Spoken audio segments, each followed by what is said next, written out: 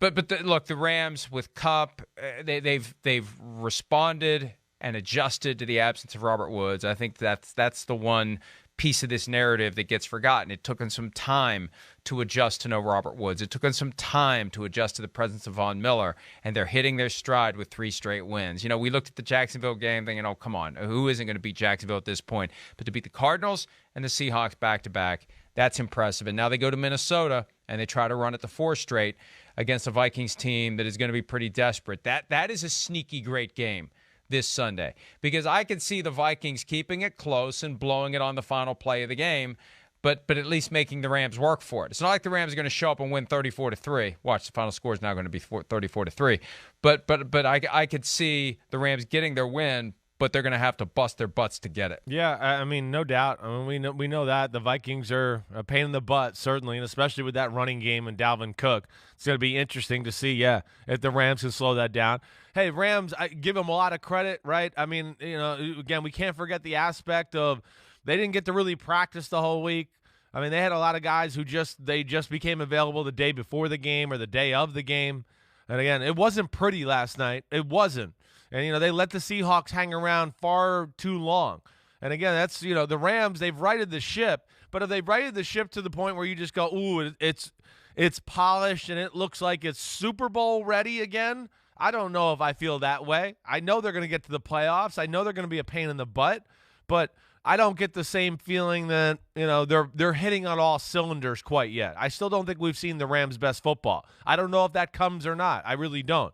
But, again, last night, 3-0, have a chance. You're driving down. You're dominating the football game. Matthew Stafford throws a stupid, bad interception. Ugly. I mean, horrible. Bad. Right. And, that's where one of those where you just go, man, you're dominating the football game. Any points are going to be good here. Just why take the chance? You're not on the Lions anymore. Those are the things that worry me about the Rams a little bit. They do, but either way, it was a good win, and I'm not going to take that away from them. And they played a Seattle team, like you said, that was desperate, and that was it. They're gone. They're done forever, for this year at least. But I didn't look at the Rams and go, oh, wow, they played a really good, clean football game, and dominated the way they should at least. It was choppy on both sides of the ball. And, and you make a great point, though, as it relates to Stafford. He's never played in games that it's got to adjust here, yeah. High stakes right. late in the year. Right. He's never played a game beyond the wild card round in his entire career. And, and see that Quandre Diggs shows up. It's like, even if Diggs doesn't, there's nobody there. The ball was still 10, 15 yards underthrown. Right. He missed this totally. I mean, you're right. This ball should be in the back of the end zone. Or like 5 yards deep in the end zone, back shoulder laser type of throw. I don't know what he did there. But, yeah, Mike, you know how we talked about, like, with Russell Wilson, and he was wired a certain way as a young guy? Hey, Matthew Stafford, they're still trying to rewire that robot. He had to play a game where it was loose and free, or they had no chance of winning in Detroit.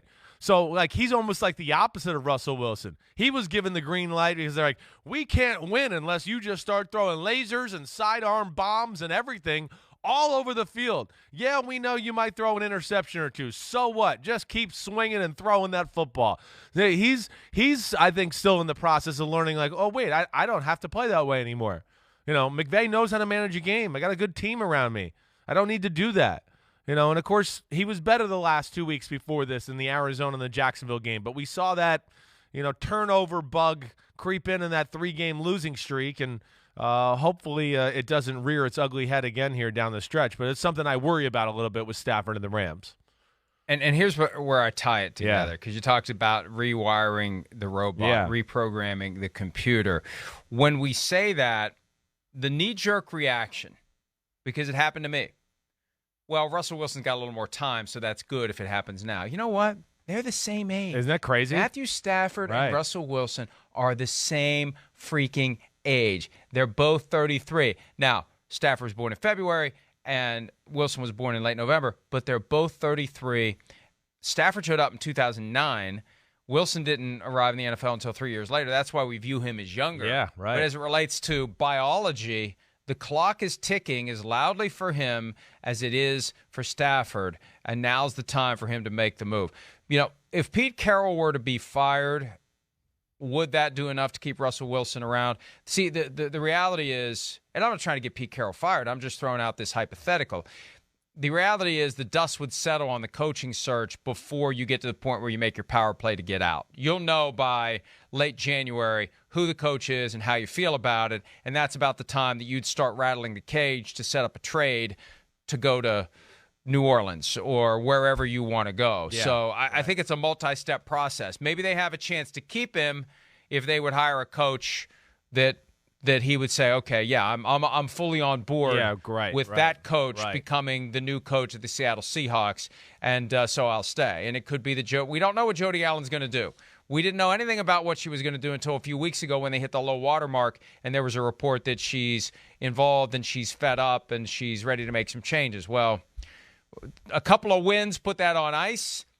Now let's put it back on the front burner because that's going to be the topic for the Seahawks the rest of the season. Because I think even if they're on the table, unless there's all sorts of weird stuff happening, I don't think 8-9's getting them in. No, and I think it's time to start thinking about next year. Yeah, I'm with you. I can't imagine. To me, it's over. I don't expect to see them in the playoffs. We don't. And the way the 49ers are playing right now, too, I mean, we know the top 6 seeds, I think, are pretty much sewn up. We don't know what order they're going to be in. It's just about that one spot at the number 7 seed. And Seattle, of course, is going to lose a lot of tiebreakers to some of those teams too. So they're in like no man's land. I don't imagine it. I don't. Now, hey, the big question with the game last night is just where do the Rams go from here? Do they win the division? Do they catch the Cardinals? How dangerous are they? At least we saw the stars show up from the Rams once again last night. Von Miller, Aaron Donald, Leonard Floyd, Ramsey on defense. They were good. Offensively, hey, OBJ, there was nothing other than the run game and Cooper Kupp. And that's, again, I think the other thing just to continue to watch for is, who is going to be that next guy that they have a niche for to get the ball to consistently like Robert Woods did. I think Odell's still in the process of learning the offense, and he probably wasn't totally healthy just coming off of COVID. I don't know. Didn't seem like he was in the game a ton last night. But, they can't just think they're going to go to the Super Bowl or even get to the NFC Championship game if they think it's just going to be we're going to feed Cooper Kupp the ball all game long. Some of these good defenses are going to have guys that can match up against them, and they're good teams with good defenses and good coaches who are going to understand how to take them away too. And, that's another thing I think just to watch for the Rams. But either way, good win. I'm not trying to downplay it too much here. I'm just giving some of my concerns. Beckham had 1 catch for 7 yards last night, and you're right, sometimes guys coming off COVID, it takes them a little while to get back to where they need to be. They were careful with Darrell Henderson as well, and Sony Michel ended up being the featured guy, and what a trade that ended up being good in for hindsight him. To have both of those guys as the replacements for Cam Akers. Let's pull that graphic up again. I was going to wait to do it, but what the hell, let's do it now because otherwise I'll forget. We did this yesterday.